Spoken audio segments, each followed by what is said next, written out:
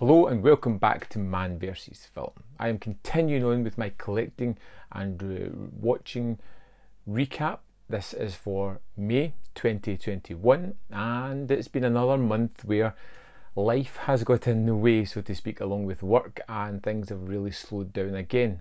I only managed to watch 40 movies this month, 34 of which were new watches and 6 were rewatches. 29 of them were discs, so the ratio is still more discs than anything else. And although the movie total was rather low for me, the quality of the movies were up a great deal.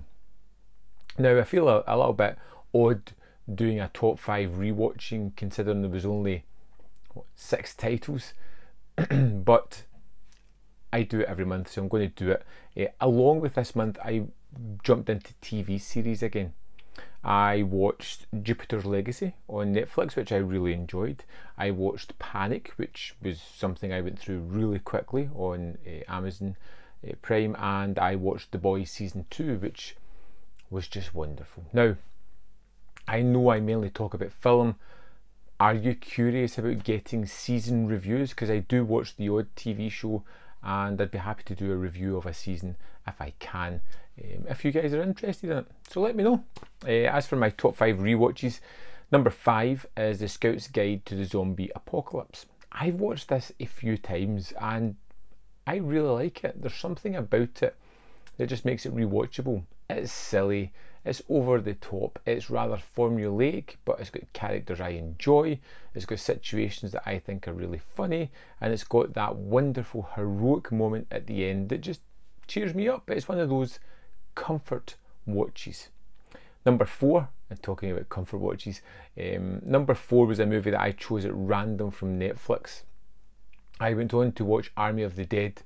I saw the runtime and I thought, not a chance, I'm going for something shorter, and there was Smokey and the Bandit, Hal Needham's classic from '79. Hadn't seen it in a good number of years, so I threw it on just to enjoy some of that wonderful car chase stuff, and the car chases and stunts are pretty fantastic, but it was a case of nostalgia was better than rewatching the movie. I had fun watching it, not as much fun as I used to have as a kid. It was still an interesting watch though.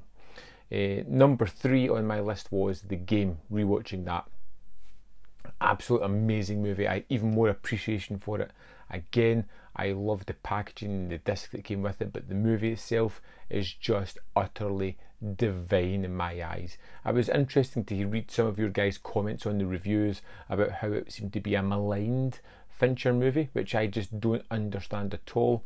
One of my favourites.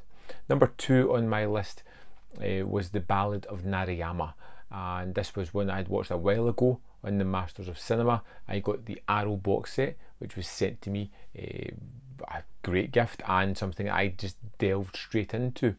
The Ballad of Narayama is wonderful, just really encapsulating a small village at the base of a mountain and how they just live their lives and survive, and it was funny, emotional, dramatic, horrifying. It had everything rolled into one, and it was beautifully shot.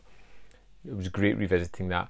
And number 1 revisit for me this month was The Apartment, Billy Wilder's The Apartment, which was an utter joy. It's a movie that every time I watch I'm like, yeah, I like it, and by the end of it, it's just got me in its grasp.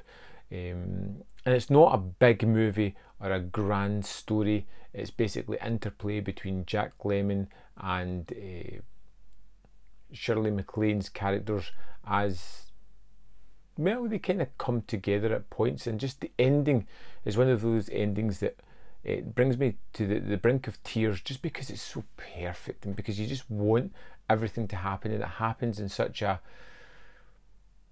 realistic manner. It's not over the top, it's not super dramatic, it's just, this is how we're going to finish this, and this is a happy ending, and it's very fitting for the film. It's just one of those marvellous movies that good memories of, and it just gets better every time I watch it. Now, top 5 first time watches for me this month, which as I said, the bulk of my watches were first time watches. So number 5 for me would be The Spy Who Came In From the Cold. A wonderful spy movie. Masters of Cinema released this terrific edition, and it was one of those ones that I had no idea who was good, bad, what was happening, who was playing whom. It was incredibly fun. Throws in a courtroom sequence at the end that I just was truly shocked by, and think it was hard to get over when you're given the ending of the movie and it just pulls the rug from under your feet. Great performances, wonderful black and white photography, and just a great movie.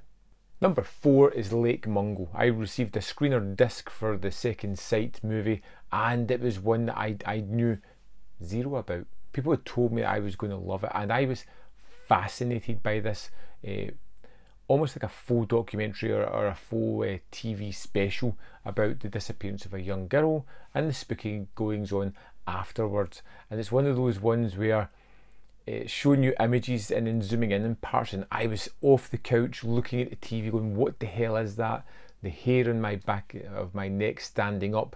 It's proof of afterlife, debunking more proof of afterlife, and it just keeps this cycle going, and it's compelling as anything I've seen recently. I just couldn't take my eyes away from it, and was really surprised by the ending of the movie. Terrific work. Number 3 is Irreversible, a movie that I am not in a rush to revisit anytime soon. A movie that I couldn't get out of my head after seeing it.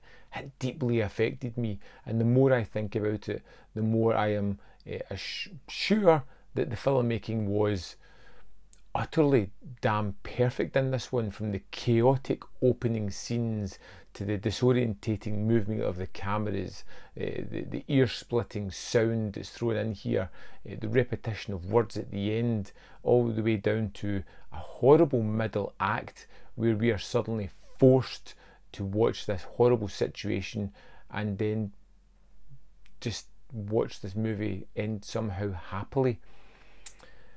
Irreversible is a truly amazing movie. I don't know how they managed to capture it and create such a potent film that is repulsive as much as it is compelling.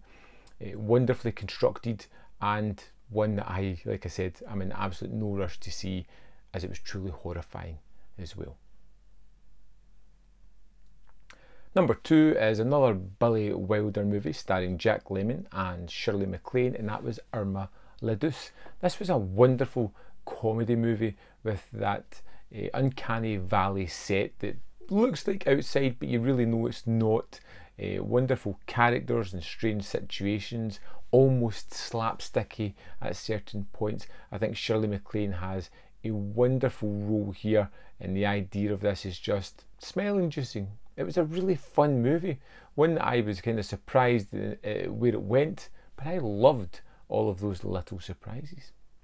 My favourite movie of the month, one that I couldn't get out of my head, was the horror movie The Empty Man.